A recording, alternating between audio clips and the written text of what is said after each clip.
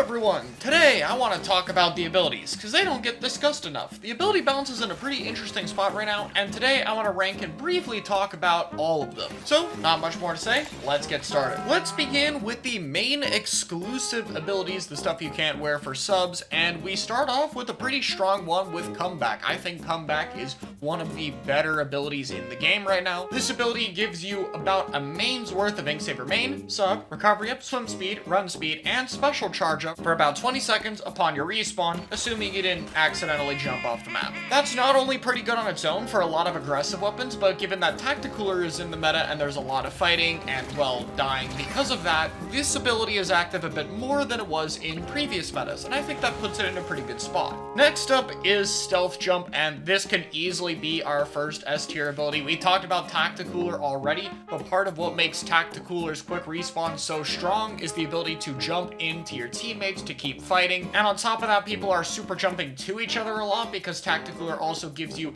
maximum quick super jump, so it's really useful to move around. So the ability to hide your marker unless the people are very close to you is extremely useful. Pretty much every single weapon in the game, besides a few anchors or weapons with ways to survive their landings like umbrella shields or dually dodge rolls, are running Stealth Jump right now. Drop Roller, on the other hand, is not as good as Stealth Jump. It puts in a bit of an awkward spot. Now, yeah, it does have some benefits where it gives you 3 subs of swim speed, run speed, and ink resistance for 3 seconds after you roll, but realistically, the roll is still very punishable and stuff like snipers or bombs can still camp your landing.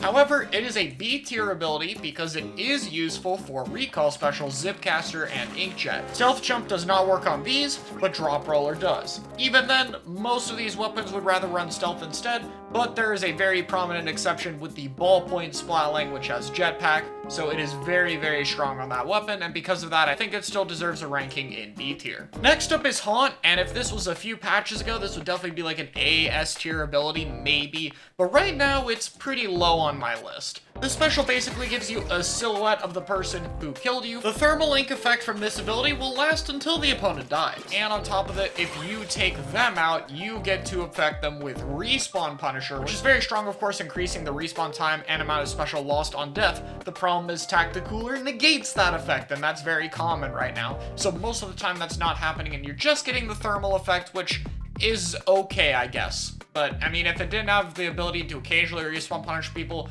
it'd probably be even lower, but it's okay. Last Ditch Effort's a pretty simple one. It's an A tier ability. In zones, it's still one of the best abilities. In other modes, it's a little bit weaker. They've recently nerfed this from 8 to 6 subs, so it's no longer broken by any means. But of course, 6 subs of main, sub, and ink recovery up are still ridiculous. It still activates when you're losing, and in lower quantities past 50 points, which is very common on most map modes. So still very strong for ink-hungry weapons or weapons that want to bomb spam a lot in general. Ninja Squid is another one that would have been higher before, but is now just a B tier ability. I think it's a little bit underrated. The stealth it provides is still useful, obviously, being able to move with less sound and less of an ink trail showing up, but of course, with Tacticooler, your location is given away anyway, so in that case, the Ninja Squid doesn't really help you as much, but I think it's still nice for a few sharking weapons like Roller that are going to be up a lot without Tacticooler in the front lines. Object Shredder is down here in C. I mean, this thing was more common in Splatoon 2 because of armor. It was nice for that. But right now, object specials aren't the best in the game. Like Crab and Booyah are solid, but are not that common compared to other stuff like Zuka, Jetpack, and Tacticooler. And in general, all of the shoe abilities are competing with Stealth Jump, and it's just really hard to justify over it. It's okay for some longer range weapons, I guess. So Gambit is actually pretty good for something like Splattershot. The swim speed, run speed, and intensify in high quantities are amazing to be able to go in and be really aggressive.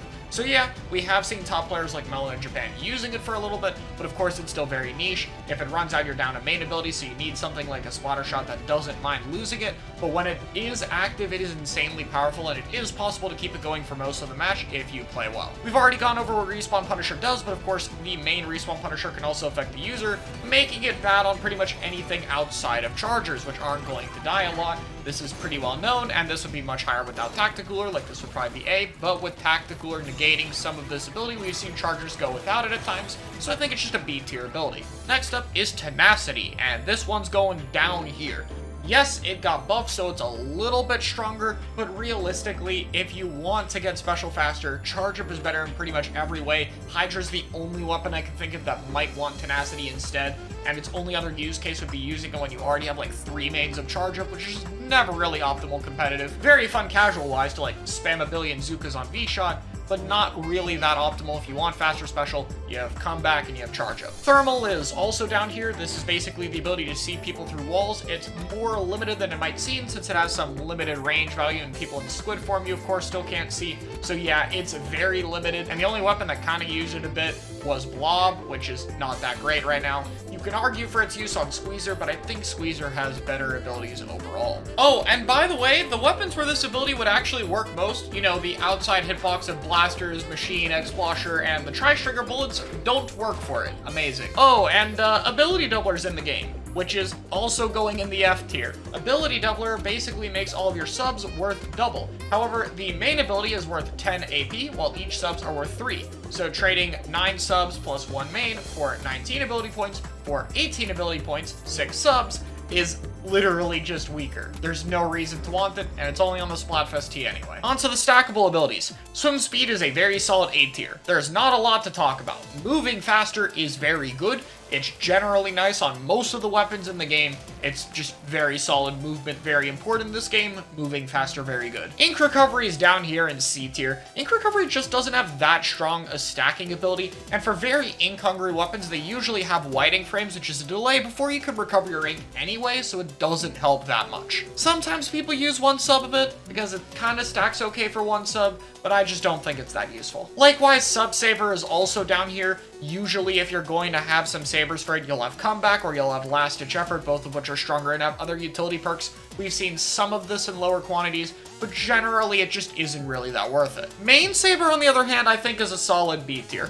There are weapons in the game that use Main Saver prominently. There's stuff like X-Blosher and Dynamo, but even higher tier weapons like some of the Brellas, as well as Fultana Stamper, are prominent examples of ones that do want Main Saver to have a bit better uptime or a bit more reliability painting and getting their special, so I think it has more utility on a few more weapons than the other sabers. Next up is Ink Resistance, which is still very strong in 1 sub. This is a utility sub where 1 sub of it is very helpful on your gear, mainly because it creates a 10 frame delay before you start taking damage from enemy ink. And it's very easy to just swim through tiny patches of enemy ink, and even the other resistance effects it provides are pretty strong in 1 sub. It's a rather common utility sub, especially for weapons that don't paint their feet very well, like Blasters, for example. So it's totally fine. Intensify, I think, goes even higher in A tier. This is another utility sub where on most weapons in the game, except for Blasters, of course, it reduces your jump spread by 40% for 1 sub.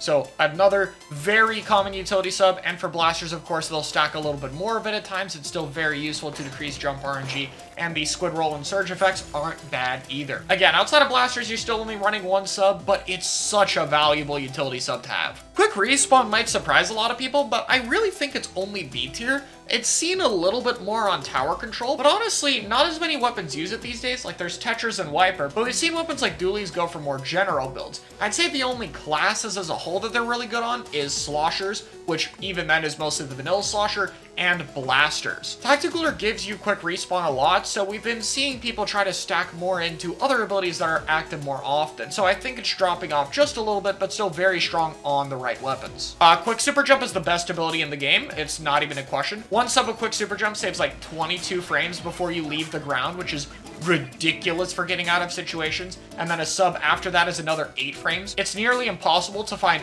any competitive player's build out there that does not have 1 sub of this. 2 subs is strong. In subs off environments, people run a main of it because it's that helpful. It's worth being one of your 3 main abilities. It gets you in faster, it gets you out of situations faster, it helps with your respawn technically since you're jumping in most of the time. It's insanely strong. Run Speed is another mobility sub, but it's not as useful in Swim. Obviously, this is mainly nice for regular Brella and for Splatlings, in which it's still very useful for those weapons. Splatlings and Brellas are both running a lot more due to the shield and fast strafe speed and charge mechanics, and because of that, having more mobility while running is important. but for most weapons, generally swim speed is better, and run speed doesn't stack that much or isn't that helpful at all if you're something like a brush or a roller. Yeah, charge up is really good. Getting more specials is very powerful. I think that charge up has only gotten stronger with time. We see it on stuff like Zap, on stuff like Splattershot, and in general, I think a few subs of charge up is never really a bad idea as long as you have a special worth getting and you can paint a decent amount. You might as well have a few subs of it if you have room,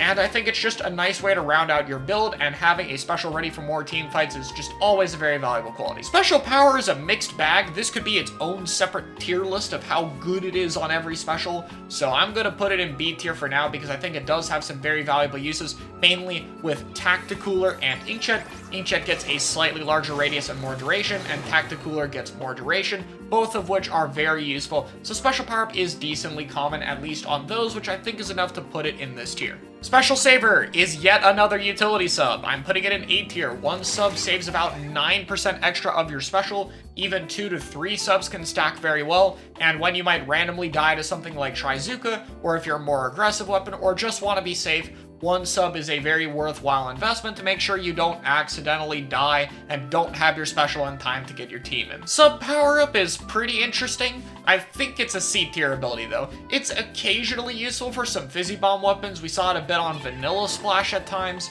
but honestly I think it's kind of dropping off. I don't think we're seeing it ran as much lately, and while it has some other useful perks like Beacon's quick super jump effect, I think it just hasn't been seeing the usage rate to get to B tier. It's definitely the best ability in this tier to me, and I could see it being higher depending on the meta shifts, but right now not many weapons are running it. Finally, that leaves Bomb Defense. Yeah, it's another utility sub.